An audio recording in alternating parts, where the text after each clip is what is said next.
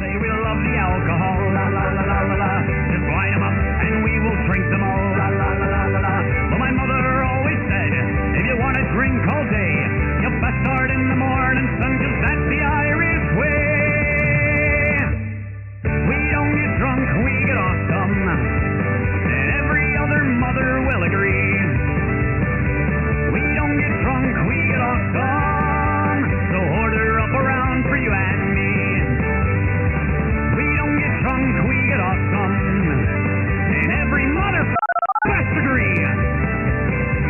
We don't get drunk, we get awesome, so order up around for you and me, and you and me, and you and me. Let there be whiskey. Hey, everybody, welcome once again to Nerds with Alcohol. I am Russ. And I'm Chris. And this is episode 373. 373. Back in the virtual nerd basement, guys. Welcome once again to the hot and muggy day here in the Detroit area. Yes, it's supposed to get nicer, though. After today. After today, it's supposed to get down to like more normal, more like in the mid 80s, which, yay. I'm good with that. Well, no, tomorrow's like 79 and then 77. Yeah. It's going to be the upper 70s. Upper 70s. Yeah, for a few days. And then it fully goes down to like the mid 80s. Yeah. I mean, low to mid 80s is about normal for the summer in Michigan. I mean, upper 70s, low 80s, yeah. Yeah, you crack 85 and you're starting to get into those hotter days that are a little less comfortable, less more AC, less outside. Exactly. Well, I know a guy that was heading to Arizona, and he was saying that it was like 119 there yesterday. Oh yeah, Colorado got really, really hot. I saw some people talking about at the Colorado Renaissance Festival. It was one of the hottest weekends on record at the Colorado Renaissance Festival. Wow. Yeah. Yeah, I followed Jacques the Weeper on Jacques the Weeper. On Instagram, and he was showing. Have you seen the guy? Have you seen his he's kind of big on TikTok and Instagram right now. But he has a whip show. He does a whip show, but he also does like a kind of an adult version. Like his last show of the day is kind of a naughty version. And then he likes to do many Renaissance shows. Exactly. And one of his things that he does is he sings parody versions of songs that he makes up. He'll just do like a couple of verses of a song while he whips his whips. There's one he doesn't even have to change. Whip it. Which is Whip it Whip good. It good. Oh man, you're terrible. I said whip it. Whip it good. I'm sure he already has. He takes yeah. requests from the audience. The wild thing is the guy takes requests from the audience and he just knows so much like media. It's incredible. Like people will go, yeah, give us a song from Baldur's Gate 3. And he goes, I know that one, and it'll be this one song, or Down by the River from Baldur's Gate 3, or something from Hazbin Hotel, or the dude is crazy. And the wildest thing is Jack the Whipper. He left a career in broadcasting. He was working for NPR. He was a radio guy, and he's got a really great radio. He's a very good looking guy too, but he's got a great radio voice. And he left to pursue performing at Renaissance festivals. Apparently he was raised in the circus. And, hey, ACD. Yeah. Hey, ACD. So he was raised in the circus, and that was his home for the long, long time. And now he is easily one of the quickly becoming one of the most popular Ren Fair acts on the circuit right now. It's pretty wild. Cool. Anyway, what was I saying? I completely lost my train of thought. Yeah, I don't know. Train got derailed completely. That's what it was. He posted that, like a post picture of himself with his buddy that he performs with a lot, Sess. Oh yeah, the Colorado Renaissance Festival thing. That's what. Yeah, yeah, about. And they're just like, and they're just drenched in sweat. He's like, we survived the weekend at the Renaissance Festival. Yeah, you want to get some shawarma? Yeah. Yeah, it's like I've never had shawarma, but I want to have it again.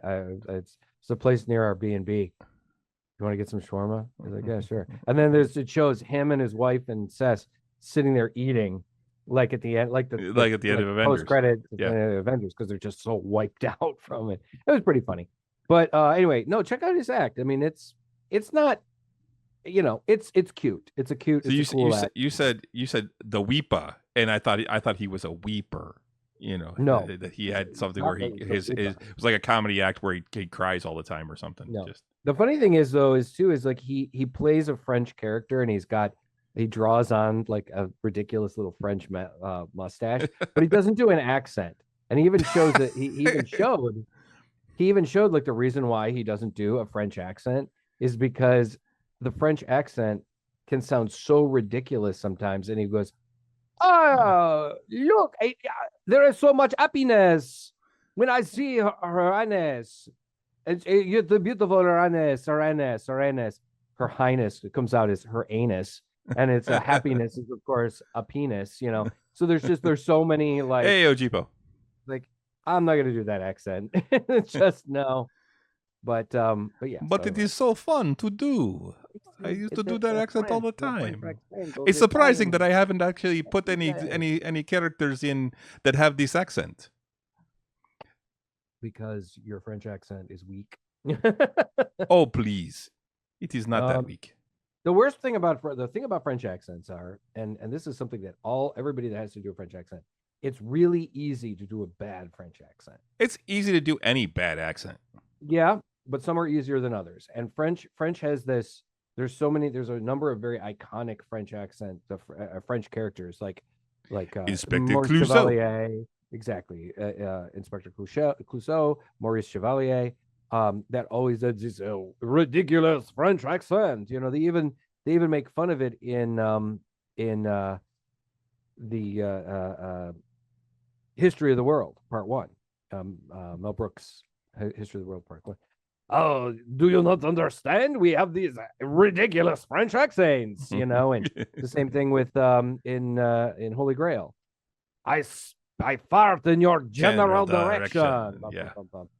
Your mother was a hamster and your father smelled of elderberries. Yes. Whatever. I think it might be the opposite.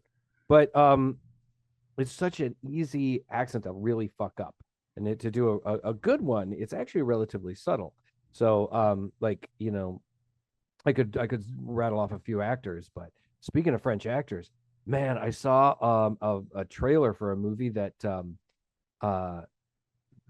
guy from Highlander, Christopher Lambert. Yeah. The dude looks like butt. Okay. Oh, yeah. He got some terrible plastic surgery. He looks like he's wearing a mask of himself. It was weird, Chris. I mean, I thought maybe it was somebody, the bad special effects or something, or whatnot, but he looks like he's wearing like a mask of his face on his own face. I don't know if he tried to get a lot of like plastic surgery, like to like get rid of the wrinkles or make himself look younger, but he looks scary. Yeah. It's really messed up, man. So we do have a lot to talk about. And I've already digressed us a few times. How was your week? Well, my week was kind of interesting. I did an art class at a library at 7 Mile and I-75. It was a library that was originally like apparently opened in the mid 50s and been closed for decades, and then they reopened it in like 22. And my friend Emily is the library manager there, and they're doing this really cool program where they're introducing different genres, different types of fiction to young readers, and they're using like role-playing games to introduce them to these types of fiction. So they use D&D to introduce kids to fantasy, and they're going to use the D20 system introduce kids to, like, the next week is dystopian, and then the week after that is going to be, like Old West and different things like that. So she wanted me to come in and kind of show kids how to, like, what goes into designing characters when you want to design a character and stuff like that. And I was like, oh, this could be really cool. And so I showed up Thursday afternoon, like left work early, and to teach this art class about designing characters. I walk in, there's 8 preteen kids, inner city preteen kids, boys. 4 of them stayed for about 10 minutes and then fucked off to go to watch a movie. They were like, we're going to see a movie. And then the other 4 stuck around, and it was weird. They didn't have a whole lot of interest in what I was doing until I was talking about, until I sat down with them and said, okay, you know what? We're going to design a character. We're going to draw a character. I'm going to draw the character. You're going to tell me what he looks like. And so that was kind of cool. And one kid was very autistic. But it was kind of a cool, like, couple hours that I was like, oh, this is kind of neat. And then Saturday, I did a face paint gig out in, like, Highland Township, which is way out there, like west of Pontiac. Mm-hmm. And I did that one at a library, and I did that one last year as well. And it was cute. It was really fun. It was all, last year it was like, superhero themed, and this year it was all fantasy themed. And like there was a bunch of older teenagers showed up to play D&D, and they came dressed, in costume. Yeah, it was pretty cool. And sorry, I gotta think of my teeth. But there we go. I think I got it. Overall, yeah, it was cool. It was a kind of a nice, and I got paid to it. I got the checks in the mail apparently. But it was a fun weekend. And then other than that, I kind of just chilled. But it was I like having some of these gigs where I get to interact more so with kids occasionally, because I do a lot of these more adult themed gigs when I'm body painting or whatever. And those are great, but it's nice to shake things up and change things up. And I was glad to do it. So that was fun. Cool. How about your week? My weekend was good. Hung out, did a lot of painting. It ended weird. Our weekends ended weird. Yeah. There was. I spent a lot of Sunday. Yeah, we'll get to that. But I spent a lot of Sunday watching current events. Yeah. Isn't that weird? How that happened? And actually, I didn't watch any on Monday because I didn't want to just see the repeats. Mm-hmm. I wanted to wait for real facts to come out, and that's going to take time. Right. But the weekend overall though was pretty good. Like I said, I did a lot of painting. That was the bulk of my weekend. I've got a good chunk of my Seraphon warriors, my Saurus warriors, painted. I'm really liking the way they're coming out. I think they're looking really good. So I'm really happy about that. Started painting Borislav a little bit today. Yeah, that's what I thought. That you'd send me that picture, and I thought that's who that character was. Yeah, that's Borislav. Borislav. I'm guessing you guys are going to Greyhawk this week, so because I know you guys were talking about it last week, so I want to be prepared. Well, yeah, I'm guessing that's going to be one of our next big, like push is to go there. Other than that, just hung out. Renee and I watched some stuff on TV. We painted. We got the new Skaven Tide set for Warhammer, which I'll talk about in a little bit here. That's the launch of 4th edition Warhammer Age of Sigmar. Okay. So which that's the army that I'm painting, the Sorin, the Seraphon. That's actually a Spearhead, which is for a new type of game that they're doing in the 4th edition called Spearhead, where you play with smaller armies and you play on a smaller board, and they're supposed to be quicker. Each game only lasts 40 minutes or so. Because that's the thing, man. I remember the few times I have played Warhammer where I like borrowed an army and from somebody and we just played. It's man, those games can go for hours. It's like the way they've got it structured now, most games only take an hour-ish. Maybe a little more, a I little remember less. the first time I played, man. I borrowed an army of dwarves, and we played 40,000, and man, it was like hours, just hours. Yeah, and well, it depends on how you play. I know that in older versions, I want to say that there were games that were like that. Now they've got it structured to where it's basically you get 5 rounds, and and then you accumulate points during those rounds based on what you do, and you have different battle objectives and things like that. But after 5 rounds, the game's done. Whoever has more points wins. It's not about obliterating the other army. It's just whoever has more points wins. There's no more, or at least in all the games I've seen, there's no more morale checks, because that was one of the things before was, you had to do morale checks on all your army to make sure they didn't run away and things like that. That doesn't happen anymore. Now it's just you play, you guys get eliminated, you can bring some back depending on what abilities you have, and you play for 5 rounds. And whoever's ahead at 5 rounds, and it's all about capturing objectives on the battlefield as well. There's usually like 5 objectives that you have to try and capture. Okay. But yeah, so did that, opened up that box, man, that fucking box. They handed us a box, and I carried it out, and I swear to God, I carry a lot of gaming stuff. I know, it can be heavy. I was expecting it's a good sized box. All right, cool. Yeah, there's gonna be a book or so in there. No. This box weighed like 20 fucking pounds. I'm like, holy shit, this is heavy. And I'm like, wow, what the hell is in here? And I pull out one little box that has like some markers in it. And then it's just the big box. And that box weighs like 20 pounds. But again, we'll get into that later. I'll show you why. But yeah, overall, good weekend. Spent a lot of time with Renee, which was cool. Yeah, looking forward to gaming this Friday. Yes, I am also looking forward to getting into the next stage, because we do have a lot. We have a lot going on. Yeah, and I did just get the last episode of Tavern Nights up on YouTube today, Cool.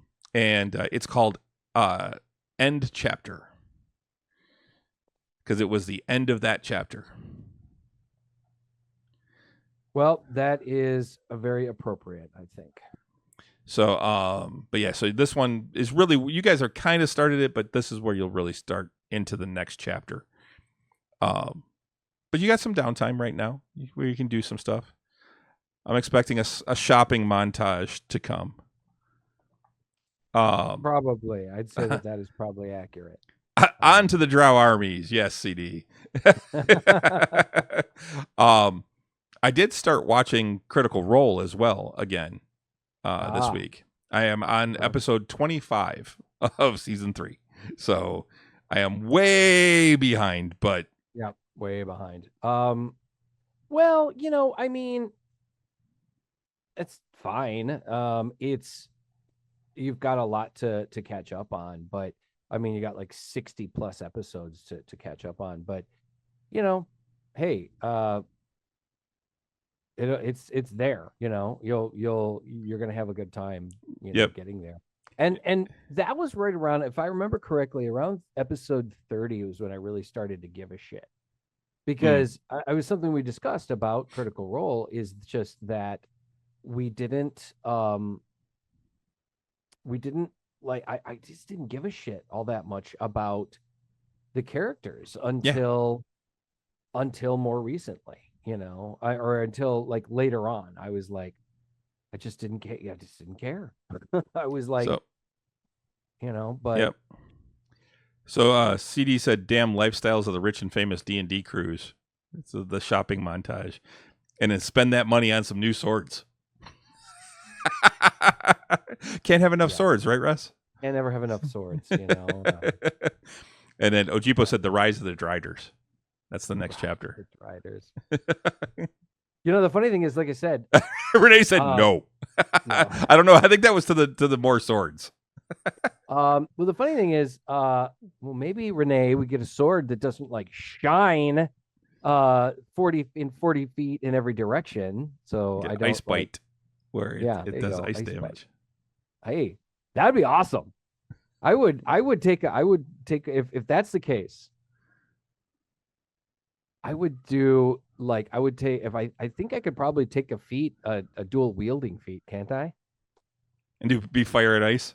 Yes, Yeah, you can actually. Yeah. I'd put my shield on my back, and I'd at my next at level 16, man. When I get another feat, I'd be like fire and Well, ice, baby. you can Do actually it. do that anyway. It's just Well, yeah, you but wouldn't get I your don't get the what it is you don't get your strength bonus to Mhm. damage Right. on the And I got a pretty offhand. decent. I got a pretty good strength bonus. I don't want to. I don't. I think I wouldn't want to go without it. So. Yeah, but I mean, if it's the same as if it were to be the same, so just speculation here. So if it were to be the same as the flame tongue, we're gonna say not the +1. It's just gonna be the 2d6, but it'll be 2d6 cold damage. That's 1d8 plus 2d6. So you have a Right. potential of doing 20 more points of damage, even without your strength, your strength behind it. Now, would I still get my strength bonus on You still my get it on dominant your hand? primary. Right, primary. But then again, I'd lose my shield bonus, which is a +3, I think, because I have a +1 shield. You got plenty of hit points now. Oh yeah, yeah. But I go from my AC goes from a 23 to 20. 20, which is still pretty good. 20 is still pretty freaking good. But I am the tank, and it is. I mean, the higher the better. Now I could also still, I can still cast Shield of Faith, which is another +2, so it gets to 22. But I don't know. But wouldn't that be fucking badass though? Flame sword in one hand, ice sword in the other hand. I would be epic. My wings, uncased. Man, it'd be a fucking like raging, warrior from the celestial heavens, man. It'd be amazing. The scabbard of many swords. Exactly. Scabbard of many. There is that, isn't there? No, there's a quiver. A quiver, that's what it is. Yeah, the quiver of Alona can hold a bunch of different things, but Renee said, as a monk with an AC of 20, 20 is not great. The monk with an AC, no. We need to get. Didn't she get a better? She's got bracers. Bracers now. Yeah, she's got bracers. Yeah, that's actually a really good AC for a monk. But yeah. So I'm looking forward to that. But so what are you drinking? Well, tonight we are actually one of the few times that you and I have drank the same thing tonight. Tonight we are testing out the new Hard Mountain Dew Baja Blast. That's right. We're gonna try. Look at that! Look at that, kids! We coordinated. We coordinated. Coordinate. So yeah, this should be an interesting drink. What do you think? What do you think there, sir? I really, really like it. Yeah, let me see. Now this is 0 sugar. It's 5% alcohol. I love how it says 21. Ojipo, right Gatorade. All right, let's give this a shot.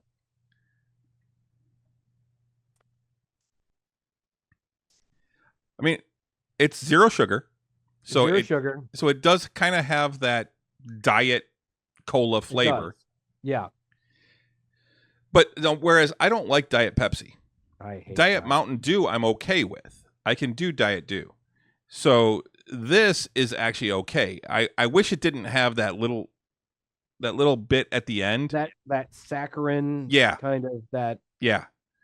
I'd wonder what the sweetener is. But that being said, don't hate it. I don't. It's still Baja Blast. It's still Baja Blast. It's I was talking to my friend Nick at work, and this is like Baja Blast is like her favorite drink ever.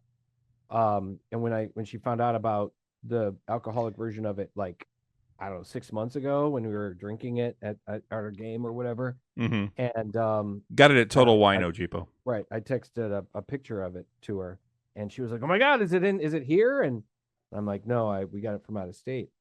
And I was telling her about. I was like, "Hey, I'm gonna, did you know that it's available here in Michigan now?" And she goes, "Yeah, I tried it, and I got like a big single can, and I took like 3 drags off of it, and I just did not care for it."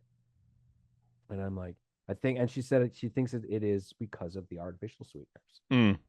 And but she is probably a little more specific because of her love of the actual Mountain Dew. I don't hate this at all. I mean, this is good. I would happily drink this. I would drink this, yeah. Regularly. Now they come in 12 packs. I accidentally bought the Baja Blast pack, which has 4 different versions of Baja Blast. It's got mango, a fruit punch, and I think a pineapple. Chris got the regular one with regular Mountain Dew, the Baja Blast, watermelon and live wire. Live wire. Now, when Chris and I at gaming, we're going to do some trading so that we can get each of these flavors, and for the next few weeks, we're going to be. We may be doing double reviews for a while. Yeah, so this will be fun. Says Chris, don't drink anymore. Make sure I get at least one of each of these. And then because I really want to try the live wire, and but then again too, it's also, I mean, the 12 pack was not cheap. This was like 20 something bucks, So, oh, see, at Total Wine, it was like 16. Was it? I paid because I bought this, and then I bought a 6-pack of another cider for later, and it was like 40 something bucks altogether. It was crazy. Wow. I think the 9 in Hilton liquor store, I think their prices are a little high. They are high. So speaking of that, I also want to talk about a cider that I had yesterday, and I posted this in the Nerd Basement on Discord, which you can be a part of if you subscribe. And it's called Sir Lushington by Blake's. And it is a bourbon barrel aged imperial cider with cherries. It is a 9% ABV cider, and 9%? It is, yes, and it is out fucking standing. Holy shit, was it good? And I looked it up today, and I'm like, can I get this anywhere else? Where can I get this? Nowhere else. It is only available. It is made actually exclusively for Hopcat restaurants. Oh, wow. Okay. And so you get it at Hopcat, and you can get it at their tap room, I guess. But they don't can it. It's only available at Hopcat and at Blake's. All right. So, but yeah, it was fucking delicious. I gave it 4.5 out of 5. Which, let's see, CD has Watermelon Splash from New Glarus. 4% malt beverage, 4.75 out of 5. Light watermelon refreshment. Talking about watermelon. He's on his second 4-pack already. That's interesting, CD. I have trouble doing watermelon because Renee is very allergic to it. So I tend to stay away from the watermelon stuff. Although I will be drinking the watermelon Mountain Dews. I have a feeling there's no real watermelon in any of those. Probably not. But speaking of the Nerd Basement, did you see the video I posted up there, Russ? Which one? The Catherine Hahn video. Yes, which was on Kimmel. I actually caught that on like Instagram a couple of days ago. Dude, that was so goddamn funny. It was really hilarious. She is amazeballs. She really is. I adore her. She's really, really great. I'll watch damn near anything that she's involved with. So, which brings us to the show with the greatest Marvel character of all time.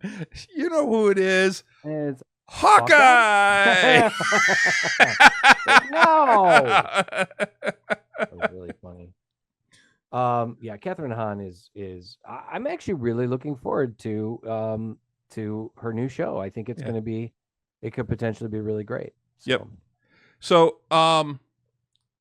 So let's get into it. Now we need to address the big big situation that happened over the weekend. And of course we're talking about the attempted assassination of Donald Trump. Do you want to start or shall I? I can. I heard the news and was like, what the fuck? And immediately ran downstairs and turned on. I turned off what I was watching. Actually, I was downstairs. I turned off what I was watching and turned on the news to see what the hell was going on. You were the one that actually texted me because I happened to be looking at. I was scrolling through Facebook and people were making jokes and comments about something, and I was like, "What the fuck is going on with Trump?" And I was just about to look up,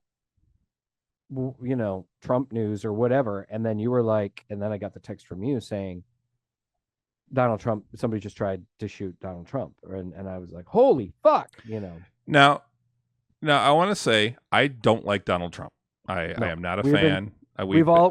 We've both been very clear of our distaste for the man. But this is not the way to defeat him.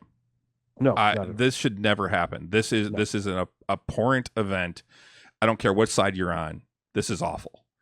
Yeah, no matter how many times I have in my head wished him dead, it was never like a serious thing, and I never was like, I don't think I've ever like when like I just wish somebody would take him out. It's always been one of those like in my heart and in my head, I've been like, I just wish he was gone. Now, I've been watching a lot of the news. There is very little actual fact on this. Correct. And that's one of the things I want to stress. The things that we know are the shooter is dead. Yes. He was acting alone, at least with the shooting. As far as they've been able to find. Yes. They do not have a motive. No. He was a registered Republican who had donated to a Democratic cause, like $15 at one point. Yeah. He was also only like 20 years old. He was only 20 years old. He was a fucking kid. I saw the pictures of him and I'm like, he's a fucking child. Mm-hmm. And this was also a breakdown in communication, and there's going to be an investigation. Mayorkas, the head of the director of Homeland Security, is calling for an outside investigation into what happened. Because from what I heard today, from what the Secret Service has said, that building, which was only 150 yards away, not even, was spotted as a potential problem. But it was outside their perimeter. So they gave that to the local law enforcement to monitor. Local law enforcement decided that it was too dangerous to have someone on the roof because it was a sloped roof. So they put people inside the building. People outside spotted the kid up on the roof, and for over 90 seconds before he took his shot, were yelling at people, "There's someone on the roof with a gun." Yeah. And apparently a police officer did confront him, but then he threatened him with his AR-15. So, see, I hadn't heard that. I have not heard that. The cop was like, I can't, this kid's going to shoot me in the face. So, he backed off but then was at that point was like, now what do we do? And then he took the shots at the former president. Now, one person did lose their life, which is a shame. 2 other people have been seriously injured. A 50-year-old, but apparently they are out of the woods. I guess they're stable and they're doing better. The man who died was a 50-year-old retired firefighter who had apparently shielded his family from the bullets, and that's how he took one. He took it in the head. He took one in the head. And Trump was hit in the ear, although there's some questioning that now that he may not have actually gotten hit, that it may have been the teleprompter exploding, because the teleprompter got hit and it may be glass that hit him. But again, they don't know. And until we have, and that's one of the things they were asking on the news tonight. I saw that they're like, well, let's see his medical records from when he went to the hospital. What happened? Because if he got hit by a high caliber round, he doesn't have an ear left. Right. It's more than like, even if he had gotten grazed, it probably would have taken his ear off. Yeah. So I think now more than likely people are saying, hey, it wasn't the bullet that hit him. It was shrapnel. Now there is talk that this has changed him. That and we'll There see. were several And people that had said that the attempt on his life has and softened his attitude or changed yeah, his well, attitude. changed him, and they said that he threw out his speech that he was going to give this week at the RNC, because the RNC is going on right now. Yeah. And he's calling for a more unified thing, and the RNC is calling for unity in the speeches. Now that's not happening.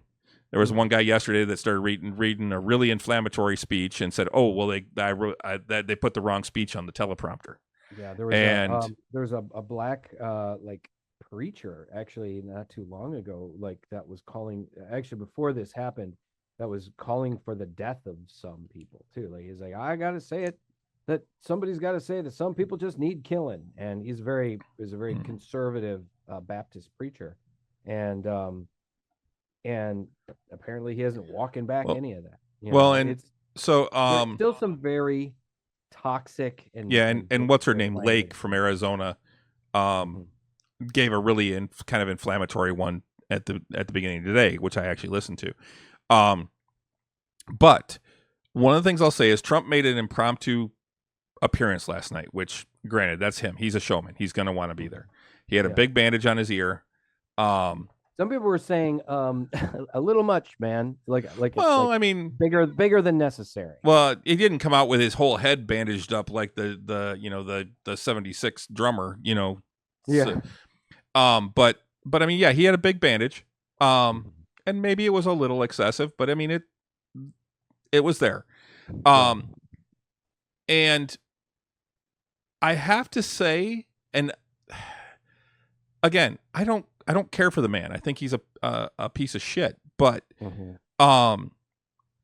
watching his body language, and now I'm not a body language expert, but watching him come out, seeing the expressions on his face, seeing the way he was looking and sitting there, he did not look like the same guy.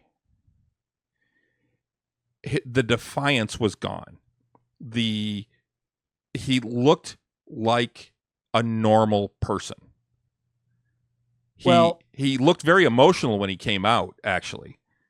And later on, they showed him smiling, and it was actually, and I mean, every once in a while he'd pump his fist and stuff, but he didn't have that same arrogance on his face when he did it. Okay. Well, I would say that, I don't believe this, but it's entirely possible, I suppose, that all right, so we've all talked about how Donald Trump is essentially, like, he is an incredible narcissist. And that's true, CD. Someone did actually get a picture of the bullet in the air going by Trump's head. Yeah. He's an incredible narcissist. And a lot of people feel like he probably feels like everybody loves him, and that nobody would want to actually kill him or try and kill him. And so for this to actually happen, and it come that close. I mean, if he had been facing forward, he'd be dead. Yeah. If he had, I mean, that ear, I mean, it was an inch. It's just an inch further to the other side, maybe half an inch. It probably, even if it had been half an inch, even if it hadn't killed him, it would have done enough damage to probably seriously maim him, if not kill him. It was, it could be humbling. It could change the way a person sees the world. And a lot of people who get shot, it changes them. Sure. Yeah.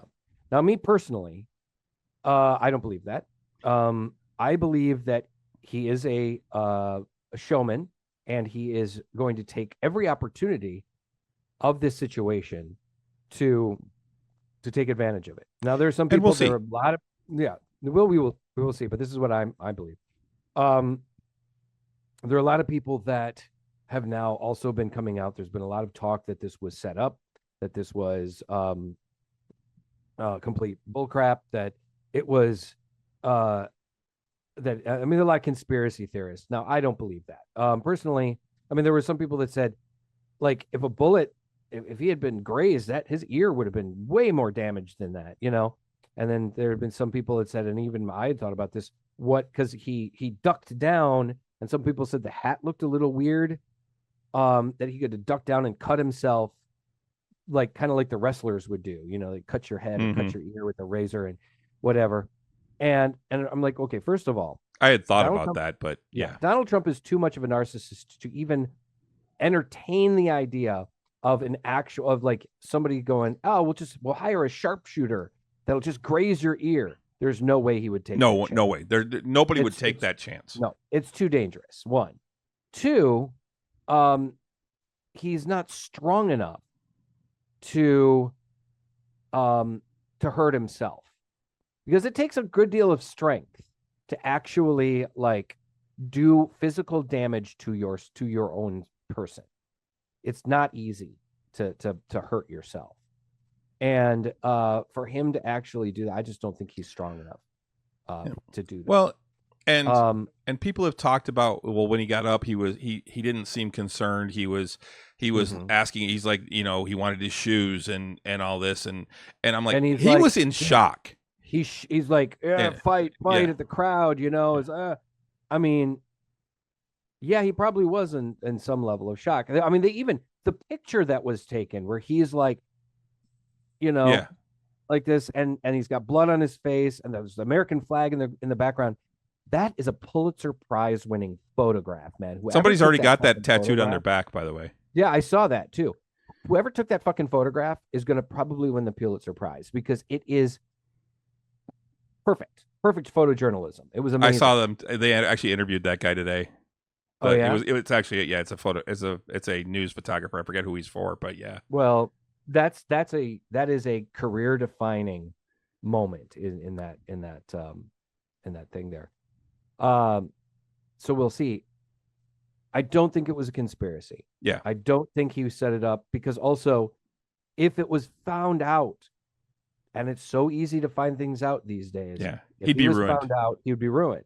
Particularly because one person died and two people. Well, honestly, two people died, and and then two other people were seriously injured. So he'd be ruined. He'd be done. If anything, he'd be brought up on charges, and it would not matter that he was the ex-president. Yeah, because it wasn't a presidential act. Right. Exactly. But yes. So we'll see. What I do believe, to finish up, is that I do believe that he and his PR people will take every opportunity to utilize this to make him look like the wounded party he is technically, but to make him look like he comes out smelling like roses. They've already started, Trump supporters have already started weaponizing it and using it to guilt people into supporting, or at least softening, their position on Donald Trump. The man, just because somebody tried to assassinate him, does not mean that he is now suddenly a good person. And it does not mean that he is going to be a good leader. And even if he stops his fiery rhetoric, which is what he's saying he's going to do, to try and calm things down, because both sides are saying they need to calm things down. Well, Joe Biden came on the next day and said the same thing. Yeah. Said that politically we've got to cool the political fire in this country right now. Yep. Because it's too dangerous. But they're saying though that this needs to calm down. But they're saying, is this really true? And we'll find out soon enough, because Trump's going to Trump. He cannot be anything different. If this is true, if this is just all fake and he's faking it, we're going to know really soon, because he won't be able to keep it up. Right, exactly. But, and that, I would say that's very true. Yeah, along those same lines, Biden actually did call Trump and talk with him. Yep. And Trump's response was that it was a very nice call, and that Biden couldn't have been nicer. Well, good, because there's a lot of people that question whether Donald would do the same thing. I mean, when Nancy Pelosi's husband was attacked in his own home, he mocked it. He mocked the whole situation. And maybe this is something that is, like, again, this has humbled him to the point where he's like, oh, what am I doing here? Yeah. But again, I'll believe it when I see it. I don't buy it. I think I still feel he is a scumbag that is going to And use this to his ultimate advantage. and in real quick, just to touch on that too, just to keep going on current events, because these are really important things. He did name his VP choice yesterday. He did, and that is JD the scumbag Vance, who is a huge piece of shit too. He's just a millennial piece of shit. He's 39 years old. He was in 2016. He was a never Trumper. He said a bunch of nasty things about Trump, and now he's walked them all back and is fully supporting Trump, and in some cases even farther right than Trump is. Yeah. He wants a total ban on abortion, with the only exception being the health of the mother. Rape, incest doesn't matter. You carry that baby to term. He also has said, and I heard this earlier, so I haven't fact checked this one, but I did hear it on the news, that he thinks women should stay in an unhappy, even abusive marriage. Wow. Yeah. Yeah. See, this is what I'm talking about. And I've heard people talk about, like, and I myself felt a level of shame the next day when I was like, I said to myself, because there was a part of me that was like, there's been a lot of comments and a lot of jokes, like, if maybe couldn't we have found somebody with a better marksmanship, or people commenting, if it only been one more inch and things like that. I wasn't going back to that, but we were calling out the death of a human being. It's not something to joke about, and it's not something to joke about. And I, even myself, I felt like, I was like, man, there was a part of me that wanted it. There's a part of me that was like, man, if he was just gone, if he was dead, if he was gone, so many things would be different, would be better. I think would be better. And but then I felt ashamed of myself that I had those thoughts. And there's a lot of my friends and people that I know on Facebook and on Instagram and whatever that are making these kind of comments. And to each their own. You can post what you want on your Instagram and your Facebook feeds. That's your business, and it's your page. So I'm not going to post things like that. I'm not going to support, and I'm not going to like those kinds of posts and things like that. I've called out Trump supporters on that. I would call out Biden supporters the exact same way. Yeah, exactly. But at the same time, I am also reminded that Donald Trump has done some really horrible things, and it's okay to hate him. It's okay to want him dead. In some, at least, I don't know if you go that far. You want him out of politics, but you don't necessarily want him dead. I think on a like a hypothetical level, because we're still human, and we're still flawed individuals. We're gonna hate, and I mean, how many times have we wished somebody dead in our minds? Not maybe seriously, not maybe enough to the point where we'd actually go about doing it, but we can't demonize ourselves for it. We can't continue just to pound it into ourselves that we're a horrible person just because of that. I mean, my bully that I dealt with when I was a teenager, I can't tell you how many times I wanted the guy dead. Even as an adult, I've thought to myself, "Oh man." Yeah, well, we got off on a tangent here because we were talking about Vance. Sorry, yeah. Vance will do anything Trump tells him to do. CD, you're right. Mm-hmm. That's the problem. He would have overturned the election. Now, granted, in 2028, even if Trump wins, technically Trump can't run again. We'll see what happens. Well, there are some people that have theorized that he would then claim that he was the election was stolen from him in 20, and that gives him the right to run for a third term. But no, he's already had two terms then. If I could see that him making that argument if he hadn't gotten a first term, but he's already had two terms.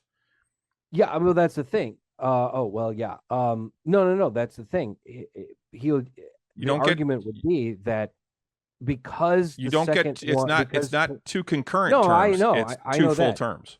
I know. I'm just saying that his argument, the people have theorized that his argument would be, well, my second election was stolen from me, so I should have the opportunity to run again. And that's what people have theorized that would turn. I mean, it's one of those things. It's one of these basically there's no political theorists that have said like some of the dark things that could happen if Donald Trump Now, wins. so And I mean, my biggest point is let's not forget, just because the guy got, somebody tried to kill him doesn't absolve him of all of the horrible things that he has done right. and said and the plans that he is making. The fact that he straight up lied in his post recently about not knowing about the Heritage Foundation and not knowing who they were.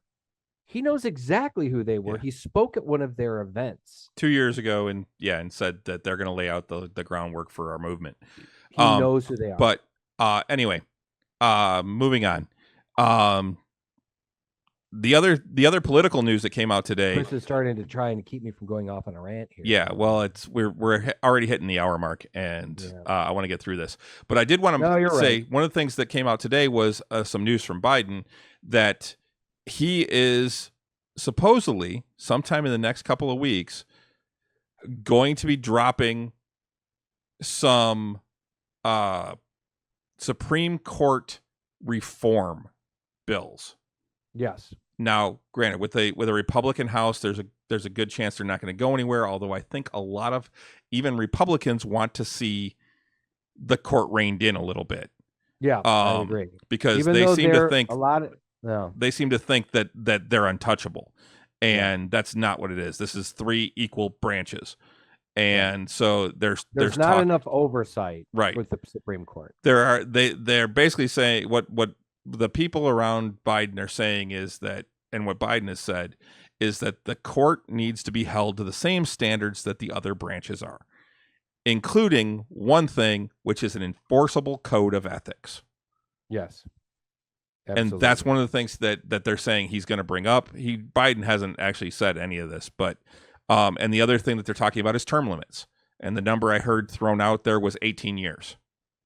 I think that's a great idea.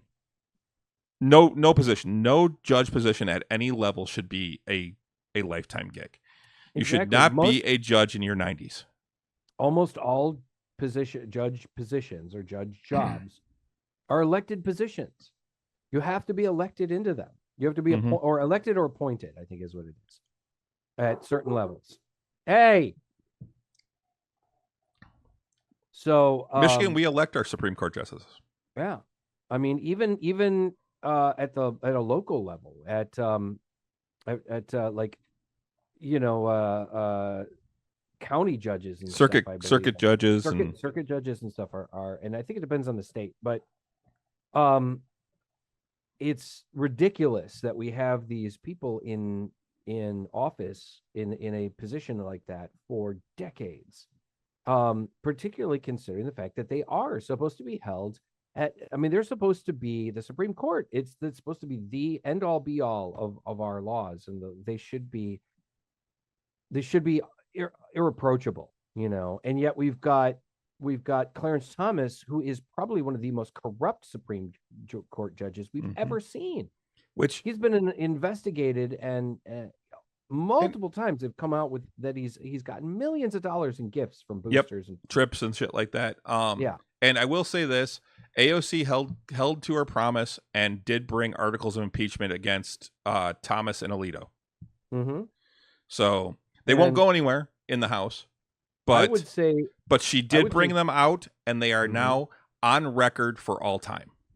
I would say too that by Joe Biden saying that he is going to do this, it's going to definitely help him a great deal, in this upcoming election, because that will help him. Yeah.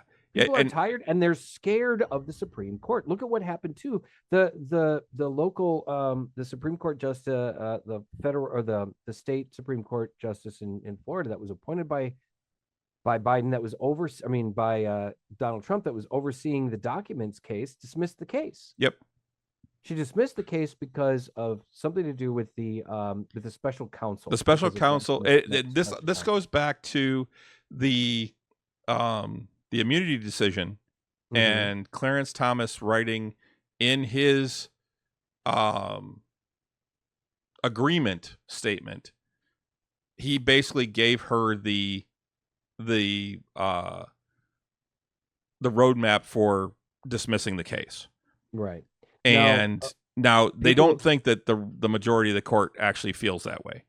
Yeah, they've actually said that they're going to appeal this decision, and a lot of the people, But- a lot of other law professionals are like pretty confident that her decision is going to be appealed and that the charges will be reinstated. Yeah, well, and that's the thing though, is that it doesn't matter though, because it succeeded in doing what she wanted and what he wanted, which is it's delayed until after the election. Right. But and in answer to your question, CD, do we have a warranty on this U.S. thing? Yeah, I think it was like 200 years though. I think that expired like 50 years ago.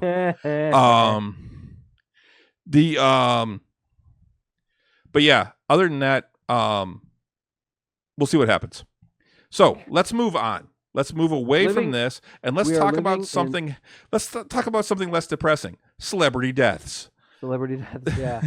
So we skipped over. It's been a few weeks, but that was the other joke. We like a lot of people were making, because we'd had a number of celebrity deaths, and then when Donald Trump's survived or the guy missed, a lot of people were like, "Oh, we could have had another one." We could have rounded it out. Yeah, because there's not really a good sixth one that I'm seeing. Joke, right? Yeah. Well, so celebrities are dropping like flies right now. Right. This is like 2016 all over again. So the first one that we had was from like 2 weeks ago. I think it was Martin Mull. Yeah. The comedian, the actor and comedian. He wasn't a comedian, but he was a comedic actor. Known for so many things, many movies and television shows. One of the things that what came to mind more directly was he was Colonel Mustard in Clue in the mid-'80s. He's also the boss in Mr. Mom. He was the boss of Mr. Mom. He was also on Roseanne, on the Roseanne show.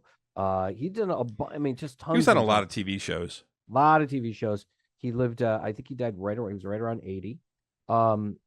He was just one of those kind of actors that we, when we were growing up, when Chris and I were growing up, that he was just about in everything. He was in so many things over the years that it was just common to see him. Like he did a lot of sitcom work too. More recently, let's see, he was 80. Yep, he died at 80.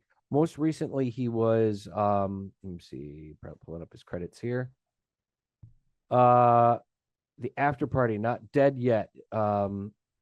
Maggie Mellon's Grace and Frankie, Bob's Burgers, Bless This Mess. He was on an episode of Brooklyn Nine-Nine. He was on a TV series called The Cool Kids, which he did with Dude, if you go through his entire career, we're going to be here all night. I'm not going to listing a few things. He was on a show called The Cool Kids, which he did with a couple other, like Vicki Lawrence and a couple other older actors. There's a comedy. I'm trying to think of trying to pull out some movies that he was in damn near every sitcom you can think of, and damn near every show. I mean, like his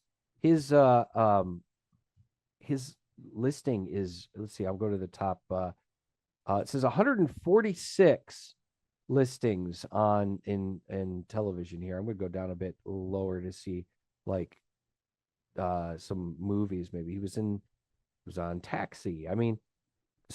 Just tons of stuff. He was even in an episode of the Wonder Woman TV show in the 70s, one of his earliest ones.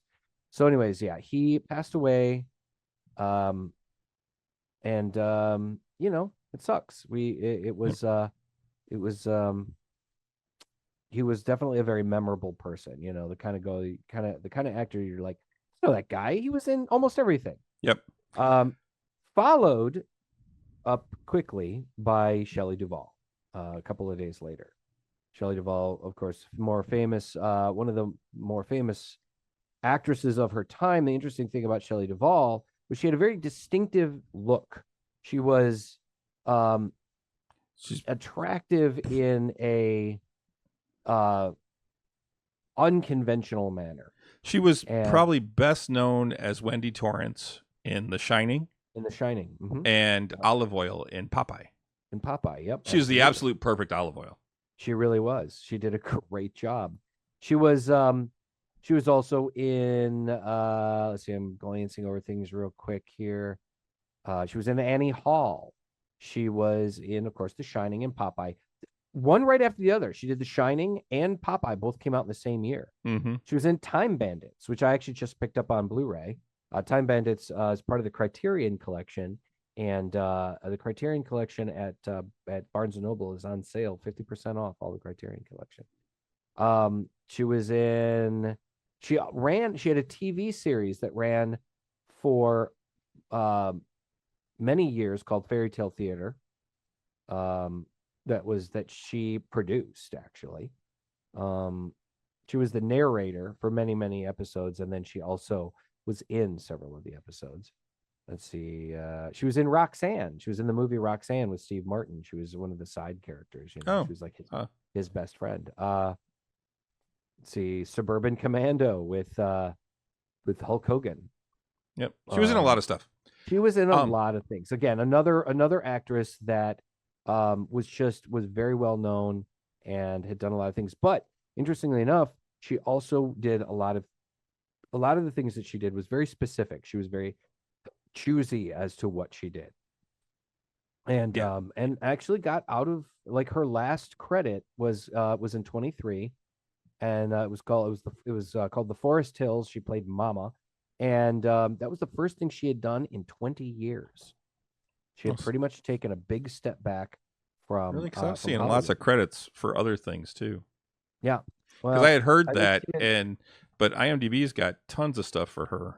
Well, I think she did a lot more producing and stuff like that, but she stopped. She's only got 56 credits as an actress, and she's got 11 as a producer.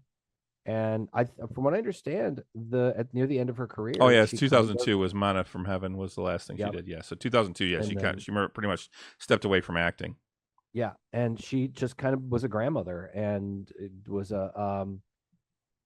kind of did some, like, she in this movie too. In this most recent movie, you'd barely recognize her because she's just this old lady. Yeah, she looked a lot different.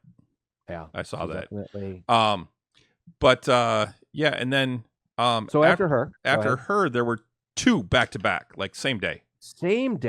And now these people were not performers per se, but they were celebrities. They were important figures in the Gen X life. Yes, very much. We had Richard Simmons, the health guru of our growing up age. He was the guy that, he was the sweating to the oldies guy. Yep. He had created he had a workout show every day on TV. He had a workout show where he was he had been a heavy guy, a heavy person, and just through exercise and proper eating and proper, calorie counting and dieting, and he had lost a crap ton of weight and turned himself into this workout guru. And he was never seen without wearing a tank top and a little pair of, like, 80s shorts. Yep. 80s jogging shorts. Yep. Even into the 90s and aughts, still wearing the same nut huggers and tennis shoes. And tennis shoes. They weren't even nut huggers because they were still loose. They were like, I was like, this guy, like, holy crap. Now, the funny thing, interestingly enough, too, I don't believe he ever, like, straight up, for lack of a better term, straight up came out of the closet. I think he alluded to it, and everybody knew that Richard Simmons had to be gay, but I don't think he ever fully, like, just admitted it to everybody. And more power to him, because it's nobody's goddamn business. Yep. And he had a diet plan called Deal a Meal. I don't know if you remember that, with these cards that he would. Well, he used to go to people that were morbidly obese. They used to go to their houses and stuff and talk with them and cry and be like, I want to help you. Mm-hmm. Yeah, he was really something else. I mean, he was a very sweet person, and I was interested. It's interesting too that he just passed because Pauly Shore recently did like a short where he played Richard Simmons Oh yeah. very well. And it was like, because what it was basically a pitch to, because he wants to do the Richard Simmons story and wants to do a movie about it. And Pauly Shore just did this really great job. He's got the look playing it. He does. But Richard Simmons saw the short and was like, I don't want this. So maybe it will happen now that Richard Simmons is passed and won't be able to fight against it. So well, who knows? And then the same day was Dr. Ruth Westheimer. Yes, Dr. Ruth. Dr. Ruth, who made it okay to talk about sex. Yeah, she was, and it was weird because she was this little old lady, and the weird thing is she looked older than she was. Yeah, because she was 9. I mean, Richard Simmons was 76, not a young man. Yeah, not an ancient man, but not a young man anymore. And Dr. Ruth was 96 when she passed. So 30 years ago, 40 years ago, she was in her 50s and looked like she was older than that. She was this little tiny old German lady, and who made she was a sex therapist. Okay. Yeah, she was a sex therapist, and it would talk about, she was a psychiatrist that specialized in sexual health, and she would basically was one of the first people to make it okay to talk about sex on television. Yep. To talk about it more than just like in innuendos and stuff like that, and crass jokes and things like that on a sitcom. She actually talked about orgasm and about sexual health and about things, different things like that. And it was very eye-opening for a lot of people. She had a show, a cable show. Oh, cheapo. What did he say? She was the first Haktua lady.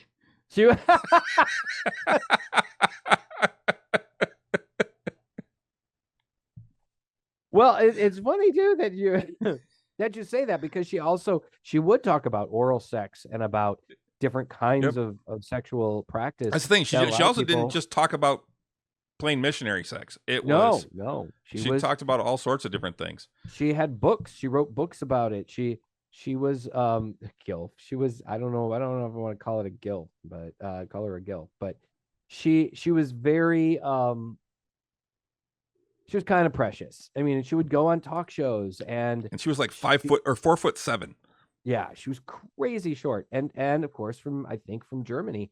And she was. Where in Germany there are, they have a very open.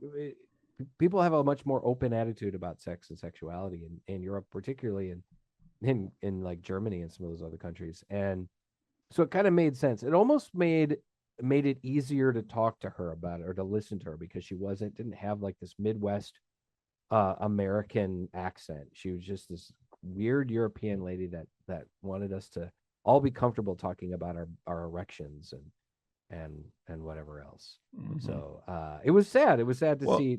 I was like, oh man, but again, 96. She had lived a full life. She was an interesting life. Yes, sure. And then just a couple days ago, the one that probably hit me the hardest out of all of these was Shannon Doherty. Shannon Doherty, yeah. 53. She's like 6 months younger than me. Yeah. Yeah. She's been fighting cancer for a number of years. For those of you guys who may not recognize the name, Shannon Doherty was an actress, a young actress that, like I said, right around Chris and my age, that was on like a ton of shows. 90210, Charmed.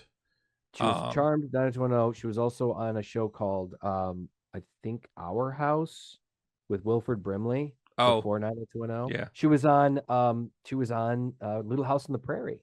Oh, was she? Yeah, she was one of the last seasons of Little House. She's also in Mallrats.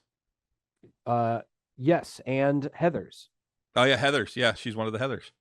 But Mallrats. I actually almost watched that the other day because it's as like an in memoriam type thing. And I was waiting for Kevin Smith's thing because I figured he was going to have some big sappy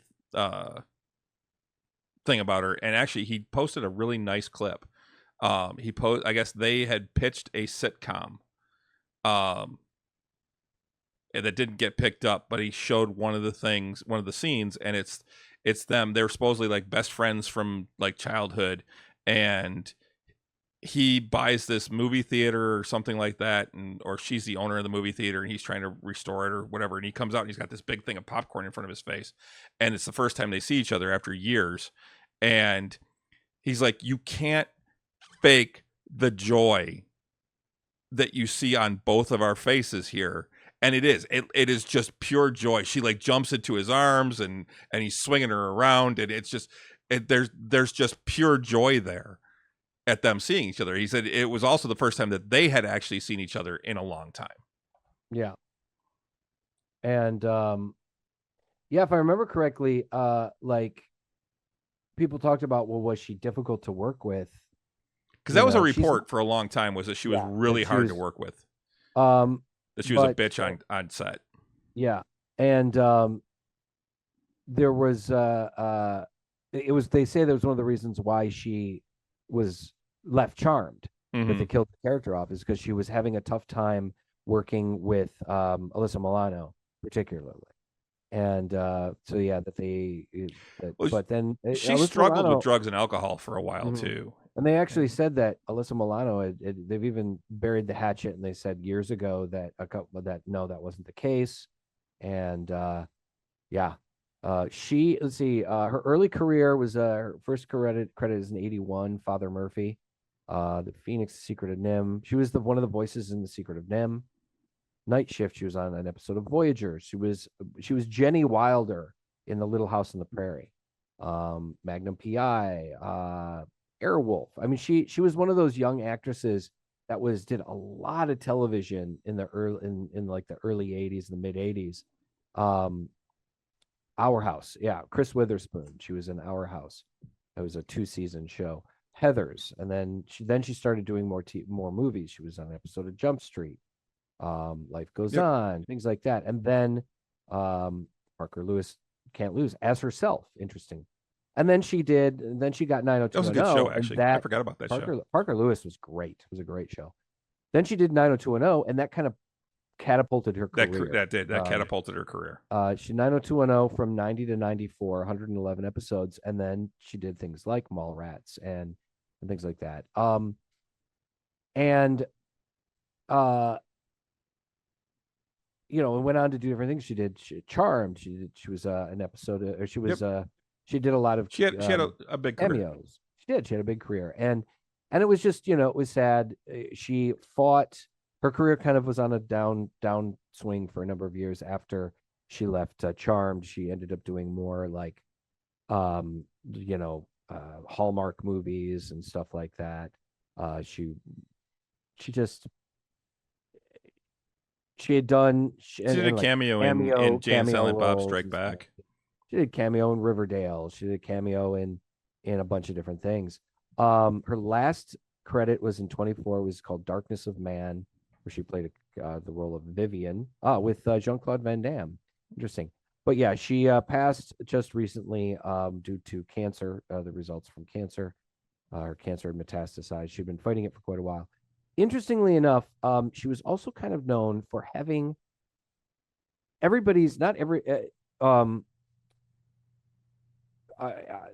people's eyes or people's faces are never symmetrical. In fact, they say the more symmetrical your face is, the more attractive you are statistically. Yep. And the more appealing you are to someone's eye. Shannon Doherty had one eye that was distinctly higher than the other. If you ever look at her straight on, I didn't notice it until someone mentioned it. Yeah, I think. And I'm like, now I can't see. Now I can't not see it.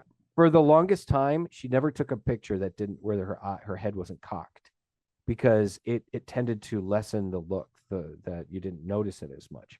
But if you look at her main picture on her IMDb page right now, it is a straight on look, and you can see it. One eye is distinctly. I still thought she was attractive. Oh yeah, she wasn't an unattractive person at all, but Yeah, it was just it's like holy shit, man. I mean, But yeah, those it's were the main sad to ones. And see I it know go. Those are the main ones. you and I had a couple that were kind I of came up well, I like, came up with one today that I heard today. This was another sitcom actor, James B. Sicking. He was well known. He was a well known like character actor. He did a lot of tough guys, but he did like guys that were like tough, but could also go. He was like the tough dad or the tough teacher. He wasn't. He was on Hill Street Blues. He played Doogie Howser's father on Doogie Howser MD. He was one of those actors that was just in tons and tons of movies and television shows all through the 80s and 90s. He passed away at the age of 90 yesterday or today, and it was due to he complications from dementia. And well, and I had and seen, you had one yeah, too. You had I saw Jacoby Jones, who is a former NFL wide receiver, played on several teams, actually won the Super Bowl with the Ravens, actually had a 1-day contract with the Ravens at the end of his career so he could retire as a Raven. No. He actually passed away. He's actually coaching football now, at like a lower level. But Dude, I completely forgot about Scream. yeah, Scream. I knew that Yeah, one too. she was in Scream too. And but anyway, Jacoby Jones died at the age of 40. Wow, that sucks. Which is just, yeah. What was it? What did he die I from? did not see anything, just that he had passed. I haven't seen anything about why. But that's just a shame that young. Yeah, it is. It's too bad when they go that young. But I will raise a glass to all those who have left us and all their contributions to everything in my life. Absolutely. All right, now shit. We're already at an hour and 20 minutes. A couple of things. Well, let me say one thing here. It is Prime Day today and tomorrow. As much as we don't want to, exemplify Amazon for. But if you have Prime and you're not using your subscription for anything else, send it our way. Yes, exactly. You do get one free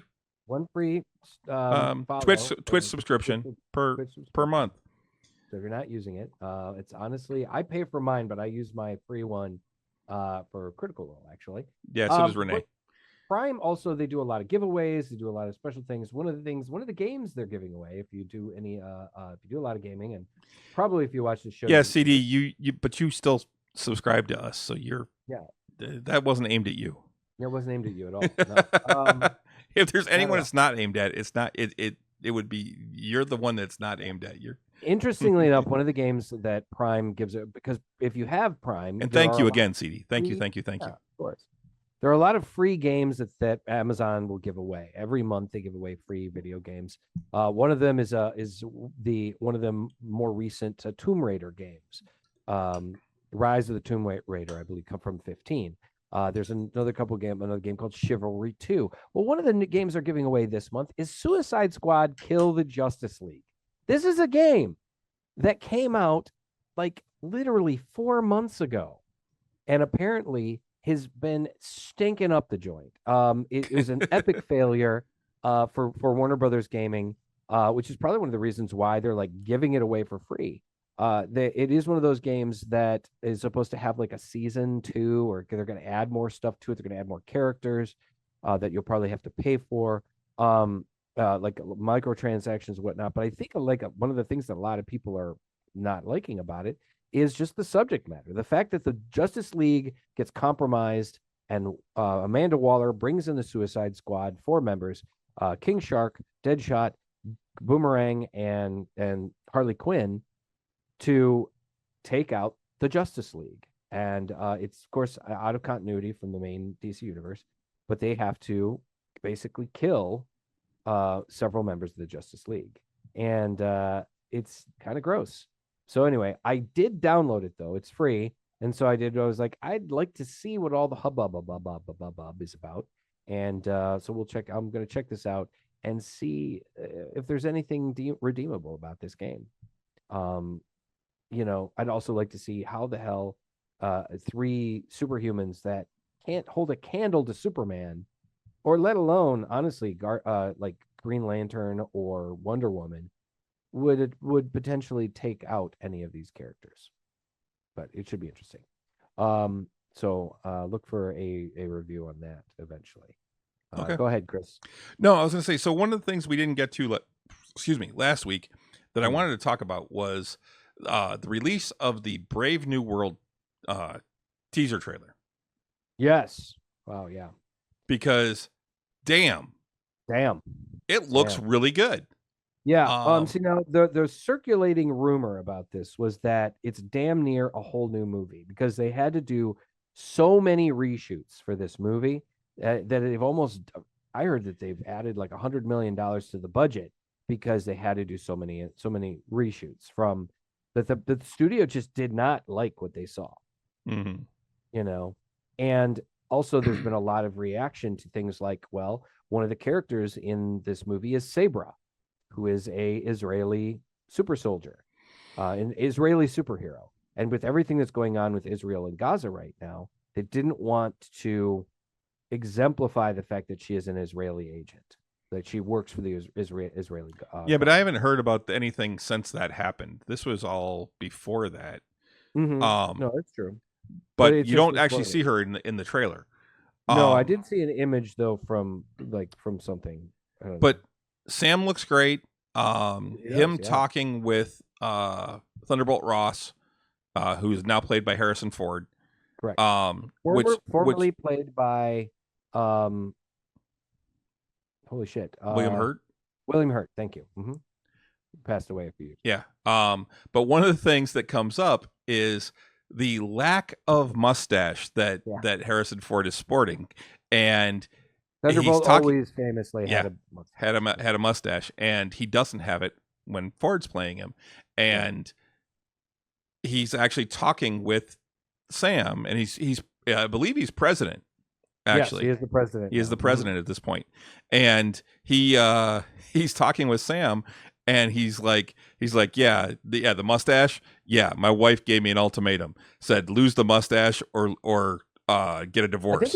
I think no, it was his advisors. I think it was lose the mustache or lose the presidency. Oh, maybe that's what it was. Yeah, it was like they advised him to shave because he would look more welcoming to voters or whatever. Yeah. But anyway, overall, it looks really cool. We do get a brief glimpse of Red Hulk. Yes, at the end there. At the end of the trailer. Yep, and we see Giancarlo Esposito's in this, and and that was one of the things I wanted to talk about because there's a lot of speculation about who he is. Right. And a lot of people are saying that he is going to be G.W. Bridge or George Washington Bridge, who is a character that has a lot of ties to the X-Men. Correct. He was created, if I remember correctly, he was created by Rob Liefeld, and his first appearance was X Factor 1. X Factor 1 or X Force 1. X Force 1. And yes, and he was created by Rob Liefeld and a great deal of ties to Cable. He was, if I remember correctly, he originally had worked with Cable when Cable's like the Six Pack. Right, in the Six Pack, in his retroactive super group that Cable had, because Cable was a time traveler. And he also later became a pretty high up member of S.H.I.E.L.D. So what people are saying though, is because he is also supposed to be one of the villains in this movie, is that he has gone rogue, and what is his agenda? He is playing G.W. Bridge. And they don't know if he's the villain. Right. We don't know what his actual thing is in this. I think I had read that he's supposed to be one of the villains, but he could be an antagonist. But they say is that even in the comics, GW, because that's what he wanted to be called. Yeah. Isn't always, he's not a bad guy, but he's not always on the hero side either. Correct. Because like in the comics, he was hunting down Cable. Right. He was trying to find him. Well, but there's also a lot of rumors that what's going to happen is he's going to replace Nick Fury. Right. Possibly working with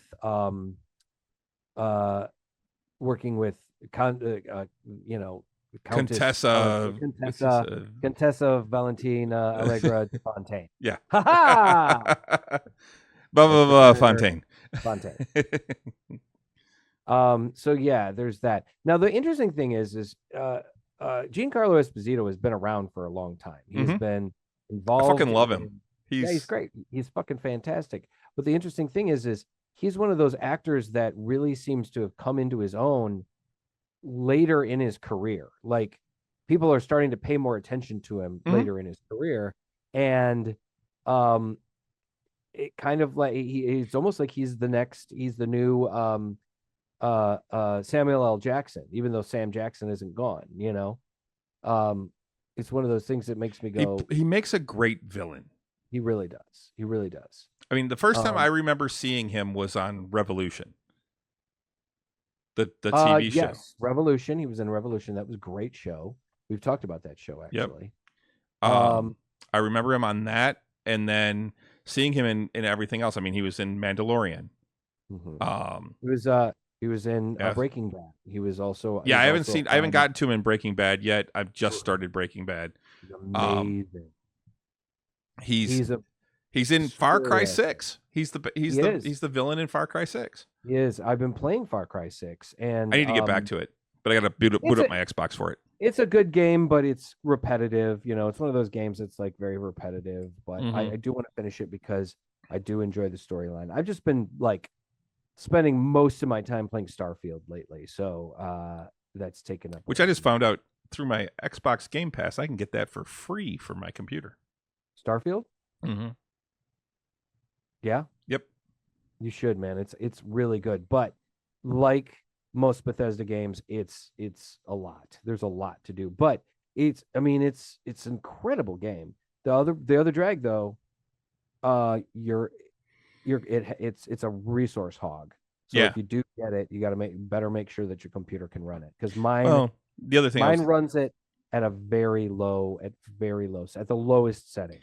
I was also looking at getting an Xbox X. So I'll tell you though, Chris, even at its lowest setting, it's still a beautiful game. Like it's really just impressive, you know. So I'm looking forward to when I do get a new computer and I'm able to like to play it and play it with the higher graphic settings, and it's probably going to be amazing. So yeah. Giancarlo Esposito, though, to get back to him, he's an incredible actor, and the drag about him playing this character means it's less likely he's going to be, because there are a lot of people that were calling for him to be the new Professor Xavier, and if that's the case, he won't be. Yeah, I don't like him as Xavier. I like him in other roles, but I don't like him as Xavier. I think he would do well in the role, but I don't know if I'd want him to play it, but I do, you know, but I think he'd be fine, you know. I think it is one of those situations where it's a racial shift, and, you know, would people accept it, you know, because Professor X has always been a bald white guy, and instead he'd be, you know, a Hispanic man. But yeah, you know, ultimately I don't think it's ultimately that big of a deal. But I'm really excited to see how he's going to be playing, you know, this role and what this role is, because it just looks really good. I mean, they're saying more and more things now. I mean, well, like the other thing too, like we're going to have a new Falcon as well. Yes, because Joaquin is going to be taking over as the new Falcon, which he did in the comics as well. So I'm looking forward to that too. And they're saying too, with the initial reviews, we've got like, what is it, like 10 days till Deadpool Wolverine. Some of the initial reviews that are coming out is saying that this movie is going to reinvigorate the MCU, that this movie is going to knock it out of the park. The initial reviews are just absolutely fantastic. The CD says sure it will. CD, you are being very, I know you're tired of the superhero thing, man, but you gotta have hope. Don't be so cynical. It's gonna be great. It's gonna be great. But they are. Which if we're gonna go, we should get tickets too. We should figure out when we're gonna go and get tickets. Figure that out. But they're saying, that this it's science. Or Cincy. It's Cincy. Thanks, Cheapo. Cheapo's got our back.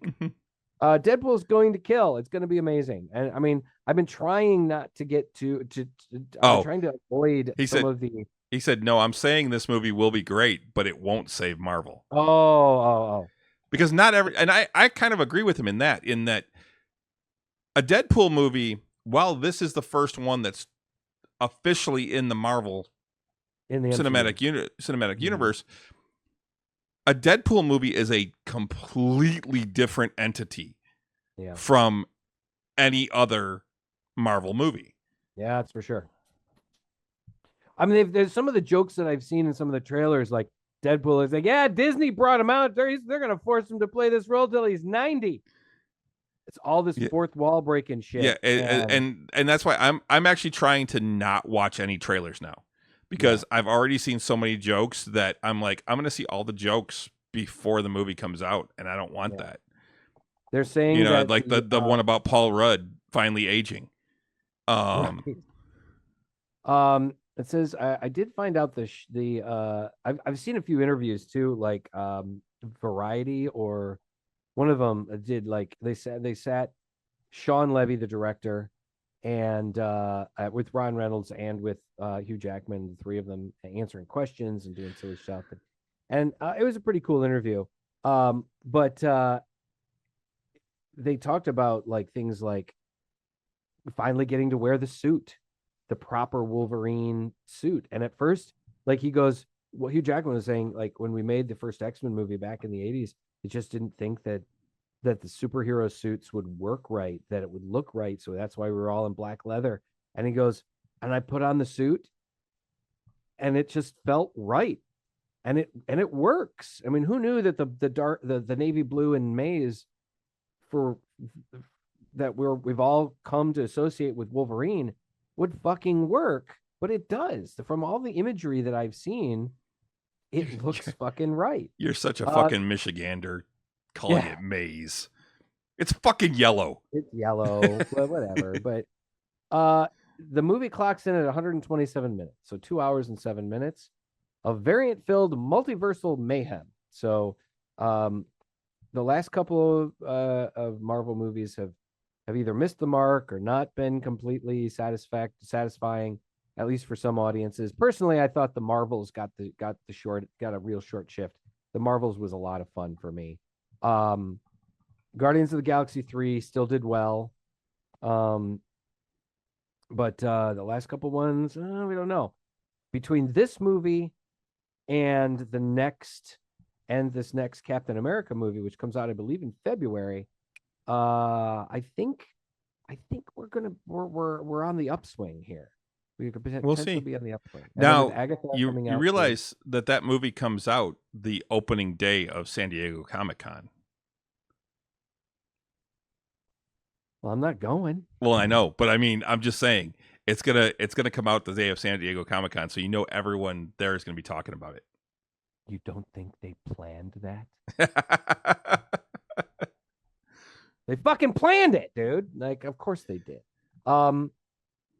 That's gonna be cool. Actually, they did. CDCC did just release their DC schedule, panels on Batman. Yeah, I just got an invite from DC on Instagram to join their notification list for everything. I'm like, I'm not going. I don't give a fuck.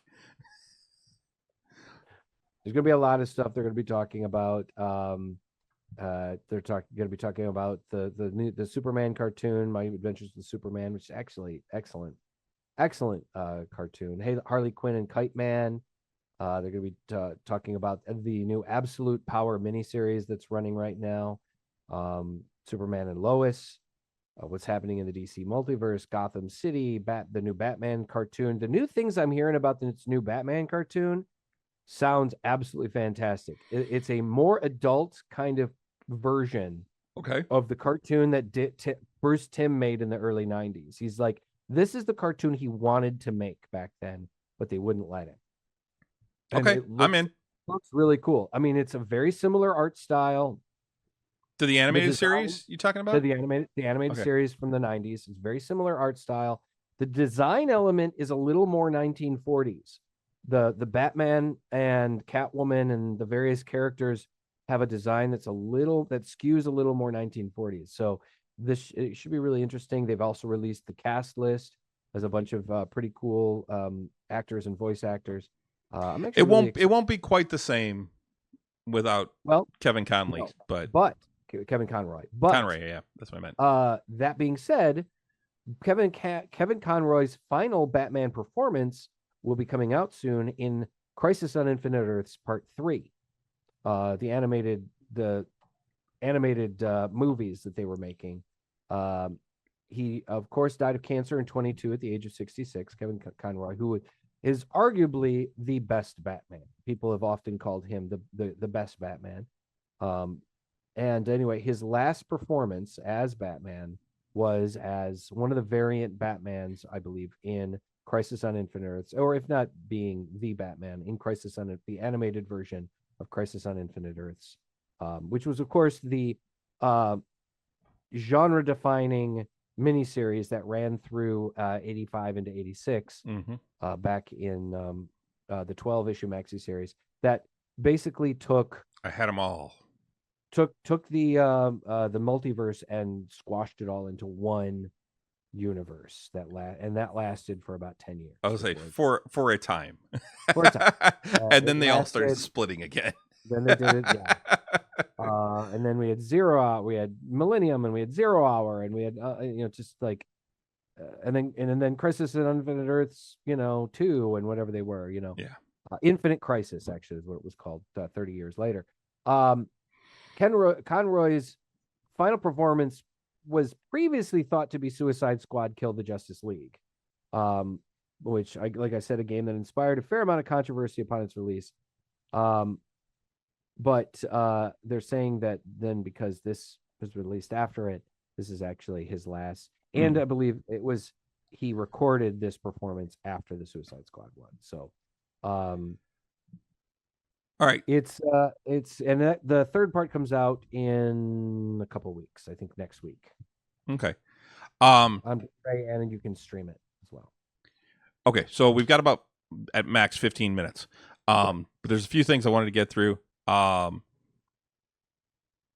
me look at what was my stuff from last week. One of the things I want to talk about. Skaventide came out for Warhammer Age of Sigmar. We talked about it a little bit earlier, and this is I need to back up a little bit here so that I can get this the heavy box you're talking about. This was the box. This is the Skaventide box, and it is. I can't open it. I mean, I can, but I can't really show effectively the amount of plastic that is in here. I mean, it's the sprues. This isn't even half. Yeah, it's crazy how big these armies are. Let me get this back in here. Oops.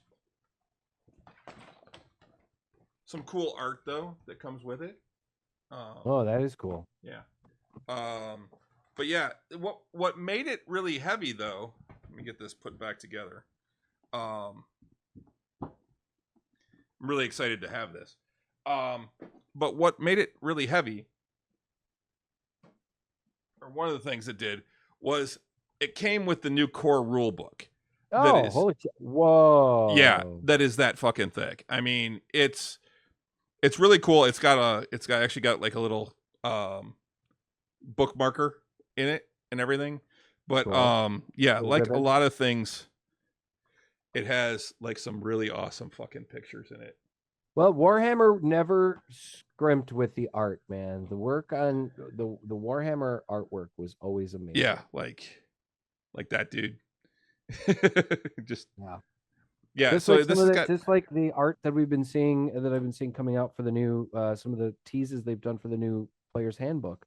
Just some really, really fantastic work. But yeah, this is incredible. It's so cool. But I just wanted to touch on that. So that's one of the things. melt the sprue to make 3D printing, film it. Yeah, I've actually seen people that do that. And a lot of that book is lore, as Renee put, which I love. I love games that have such deep lore, and this game really has that. It really does. Yeah, they have released a tabletop role playing game set in the worlds of of Warhammer, both 40K and standard Warhammer. Age of Sigmar. Yeah, one of the other things you can do with the sprues, with the leftover sprues, Ojipo, is a lot of people take them and they basically glue them together to make pieces of scenery. Mm-hmm. They'll make barricades out of them, or they'll make other things out of them. It's actually really cool what you can do with the actual leftover sprues. Yeah, so I'm really excited about that. Let's see. I think we talked about Agatha All Along last time. September 18th is when that comes out with a two episode premiere. There's a lot of new D&D, but we don't have time to get into that. Right. Just to be sure, guys. Although we may be implementing some of the new stuff already. You do in upcoming games. Yeah, okay. We might be implementing some of it. Yeah, guys, be sure to check out some of that stuff. I mean, they're doing a lot of videos. They haven't released a new one today or yesterday, I think. I don't know. But they've been releasing. I think they finally got through all of the character classes, and where they did a half an hour on each one. Mm-hmm. And now they're starting to put. They talked about the art and design of the book, the art. They've done spells. Of the book. Talking about how they're making some changes to the dragons, both just in visual style and how they're portrayed, in the lore, things like that. I mean, some really, really cool stuff. Really excited. So the boys CD, I'm on the 4th episode right now. I'm in the middle of the 4th episode. I'm caught up. So I've gotten. Right now, Homelander is currently back at that is his old home. Yeah, his old home, and he's going through, and he's being Homelander. He's being the serious, the scary asshole that he is. Like, he puts the one guy in the oven. He lasers the other guy's balls off. I like, He's talking with the main chick, right? The leader chick right now in his old room. Right. I liked how when she walked in and basically was like, all right, Jonathan, put him out of his misery. You know, just like she obviously was this woman that helped to raise him and explains to him about, like, dude, we were scared of you, you know? Yeah. And pretty much lays it out for him. Is like, look, I mean, we did what we thought we had to do to protect ourselves from you, you know? Mm-hmm. And she even describes a scene that actually is in the comic book that wasn't him, but it was still, it was something that was like, whoa, what the fuck happened here? And it's pretty fucking cool. I mean, I gotta admit, they're doing a really good job, and have been doing a really good job trying to make, and it's something that they've done with all the Marvel characters, making the villains seem more sympathetic, trying to make us seem sympathetic. Yeah, I'm sorry. I don't care what happened to Homelander. He is not sympathetic. Oh, no, not at all. But like I said, they're still trying to show, okay, these are the reasons why he is the way he is. And a lot of it came from how fucked up the things that were done to him, because these people were so scared of him. Well, yeah, and him talking about, just because my skin didn't burn, it didn't mean it didn't hurt. Right, exactly. Man, some heavy stuff, man. Yeah.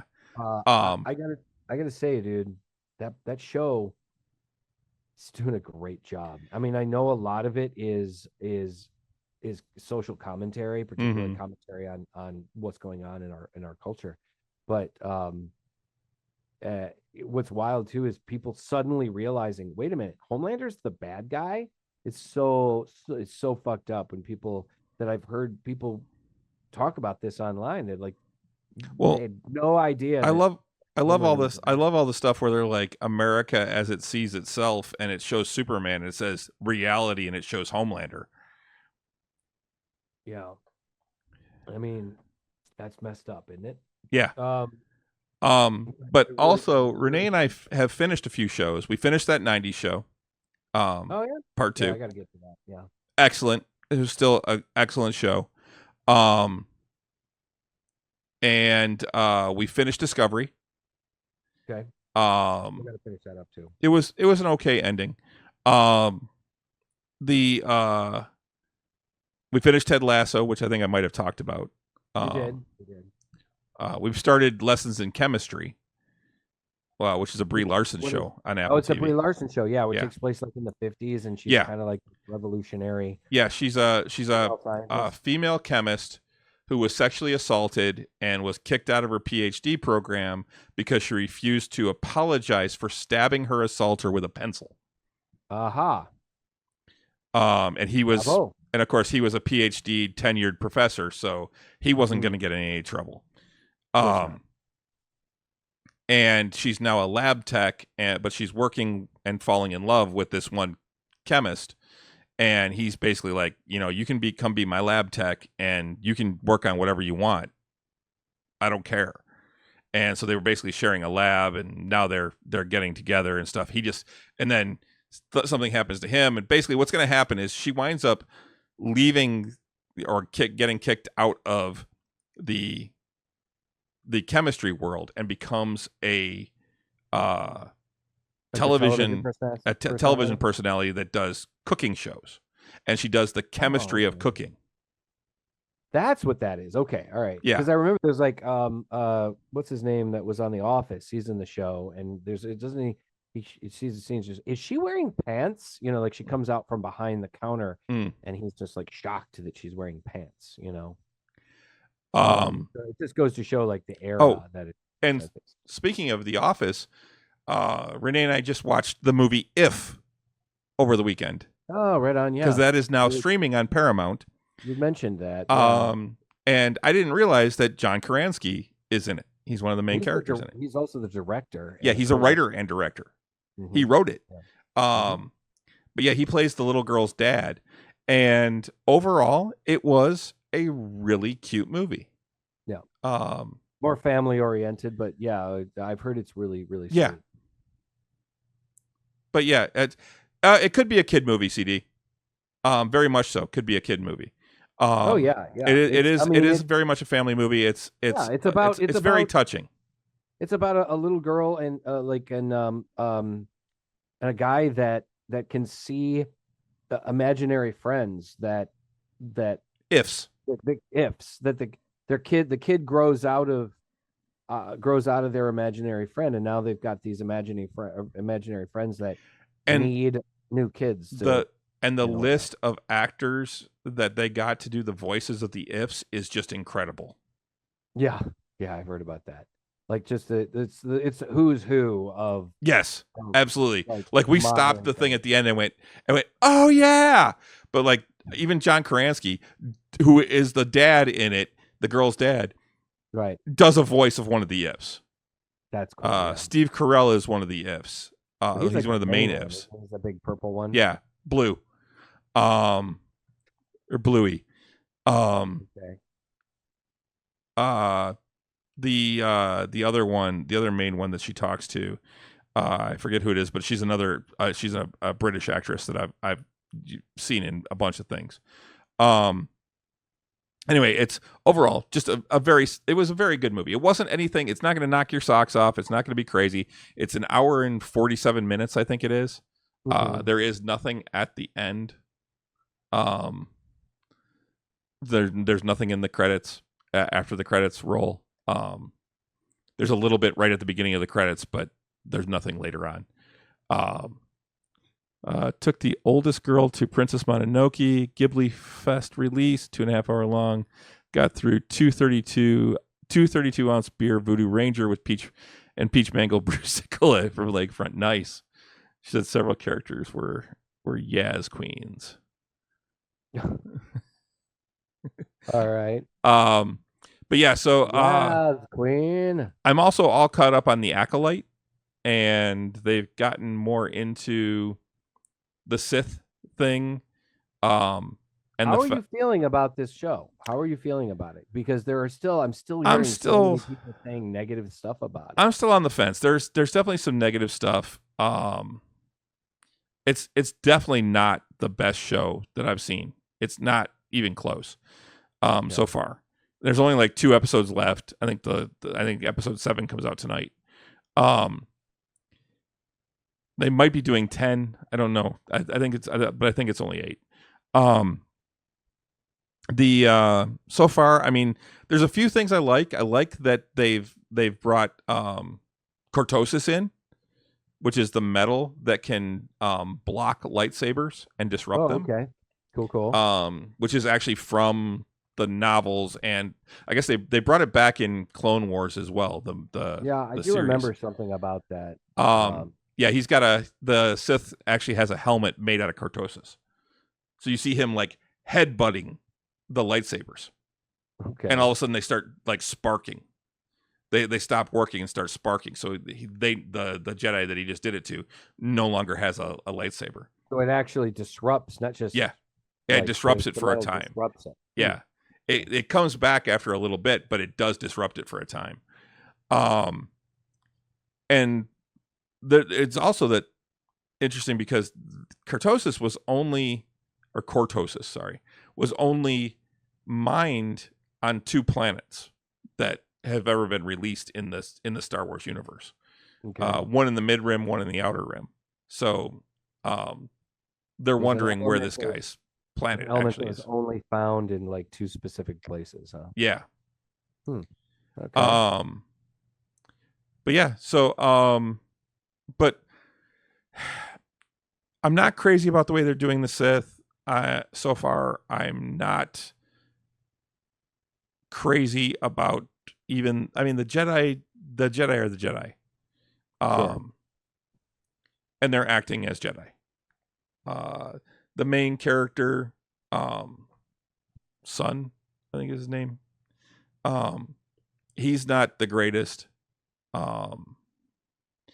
I agree, CD. Rebooting Star Wars, I think, would be the best thing they could do. Write out those last 3, but with the fact that they're bringing out another Rey movie, I don't think that's going to happen. I had hopes at one point that they would do that, but once they announced that there's going to be another Rey movie, and it's going to be like the continuation of her story and her rebuilding the Jedi Order, I'm out. But yeah, overall, I'm going to see. I'm a sucker for Star Wars. You definitely are a sucker for Star Wars. But we'll see where this goes. But no, it's not. It's definitely not the best show. I am curious to see where they're going to take Star Wars from here. I mean, it's one of those things. It's like unfortunately we've been watching like several of the genres and the worlds that we've been following have been suffering. We've seen the MCU is on a downswing right now. The DCU has had, it's ups and downs like a goddamn roller coaster. You got a great movie in Wonder Woman, you got a great movie in Aquaman, but then Wonder Woman 2, not good. Aquaman 2, I haven't actually seen it yet. I've got it in on Blu-ray in the other room, and I've been like, and people were like, "Yeah, it was okay." Shazam, fucking great. Shazam 2, not as great. I still enjoyed it, but not as good. Blue Beetle, really solid actually. Yeah, I really like Blue Beetle, but it didn't get the attention it deserved. Man of Steel, I thought Man of Steel was great. DVS, Justice League, not great. But then the Zack Snyder cut is released, and that was fantastic. It's just we've got so many ups and downs. Suicide Squad, the Suicide Squad, much better. So it's just like, yeah, I feel like I'm on a roller coaster with the DC universe. Then you got the Batman movies. The Chris Nolan movies were good. The new Batman movie with Pattinson, much better than I thought it was going to be. But still not as good as the Nolan. Not as good as the Nolan ones, but still pretty solid. I thought it was a solid. I think they could build upon that. I think it was a good outing. That maybe the sequel would be better. The Joker, I mean, It's not a Joker it was movie. what it was. But we didn't need a Joker movie. I think, and we still don't. It's we not the Joker. Right. It shouldn't have been. The second one is not the Joker. It is not Harley Quinn. This is not the DC universe. No, it's not. It's not. But it was a good movie. It was just too bad that they wrapped the Joker into it. I would have preferred that they took all references to the DC universe out, and he was just a guy that lost his mind.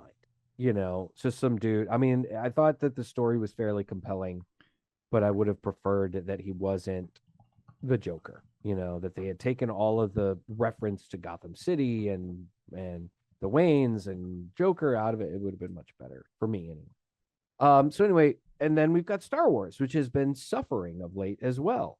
One of our beloved things. Same thing with Star Trek. Star Trek, we've had some wins. I think we have more wins than losses with Star Trek of late. Yes, Discovery kind of up and down a little bit for some people. Personally, I enjoyed Discovery, but I certainly understood why some people didn't like Discovery. But then we got Strange New Worlds out of it, which was off the hook, was incredibly good. We got Lower Decks that was really good. We've got Picard, which started strong. Second season, a little not as good, but third season, but ended on a positive note. Ended with a nostalgic kind of love letter to it. And then we had this thing where oh my God, we could have a new Star Trek show build off of Picard. And now they're like, nah, it's probably not going to happen now.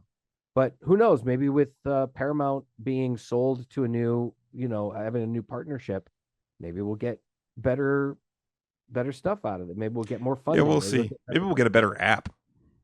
Maybe we'll get a better app. My God, that app. So frustrating. Well, we should wrap things up. We should wrap things up. I had one more thing I wanted to get to, but we didn't get to it tonight. So we'll talk about it next week. What was it? It's the casting rumors for Highlander. Oh, yeah. Okay. The Highlander reboot. Speaking of, yeah, we'll need to talk. That's a more than 2-minute extended conversation. So, sure, yeah. That's a serious goddamn conversation. Yeah, don't fuck with the Highlander, man. Don't fuck with the Highlander. But if Henry Cavill's involved, I'm a little more happy about it. So yeah, guys, thanks for joining us tonight on this another sweaty, muggy day in the Detroit area. Sweaty. The sweaty, use your sweaty nuts. Sweaty balls. Sweaty. Guys, be sure to join us and view us and hear us and listen to us on all the places that you can find quality podcasting. Guys, tell all your friends about us. We are trying to get into that 100 subscriber. Which we got range. We're at 96. Now. Yeah, we got a new follower yesterday. Thanks to our good friend Morgan Ururu. Who is another Twitch subscriber, which, by the way, he was going to try and I jumped on his Twitch last night. He gave us a huge shout out, really nice, saying how great we were and that everyone that was watching him should go over and start following us. And that's someone awesome. Did. Hey, great. And hey, thanks, CD. He just gifted Ojipo with a subscription again. Yay. But yeah, so how do we deserve this guy? Yeah. So but yeah, wanted to is Llama Meat Temp is the person who joined us and they were on and Llama Meat Temp? Yeah. Llama Meat Temp. But yeah, he was supposed to come on. Said he was going to jump on our show tonight. Well, he was gonna kick off early because today is actually his birthday. So happy birthday, Morgan! Happy birthday, Morgan. He actually mentioned that he had a great time on our show and would love to come back. And I said we did need to have you back soon, man. It was a good time. Absolutely. But I mean, that means he has to give up streaming for the night. So that's right. Yeah, because he streams at the same time as us. So we appreciate that, CD. Thanks, CD. We really do. Yeah. Thank you very much. Support great things. Thanks a lot. I'm glad that someone thinks that we're all right. And not just our moms. Not just our moms. Yeah. But anyway, yeah. So but yeah. So happy birthday, Morgan! If you guys check him out, he streams like Sunday through Thursday, right around the same time. It's Morgan Ururu, Ururu. He does a lot of gaming. He does a lot of gaming, specifically Albion, which is kind of a cool game. That's what I was watching him play the other night or last night. But yeah, it's kind of cool. Mm-hmm. We're not Dr. Ruth hot, but you know. Right. Oh, he said, to be fair, your moms are hot. And he said, not Dr. Ruth hot, but you know. But anyway, so happy birthday, Morgan. And again, you guys check him out if you can. Morgan, Morgan, Ururu, Ururu. So exactly how it's spelled. Yeah. Betty White hot. Betty White was hot in her day. Betty White was hot. She was hot in all her days, man. You know, you just maybe those last 5 years she was a little rough, little old lady. For a 90-year-old though, she did actually still look pretty damn good. I think that, you know, I mean, if a woman can make me laugh, that puts her up that extra. You know, and just seeing her swear made me laugh. Dude, the whole reason, the entire reason to see Lake Placid was for her to say, this is where if I had a dick, I'd tell you to suck it. My God. She called one of the actors Officer Fuck Meat. I mean, well done, Betty. Well done. If you've never seen Lake Placid, it's a horrible movie, but it's worth it to watch it for her. What's her name? Fonda's granddaughter.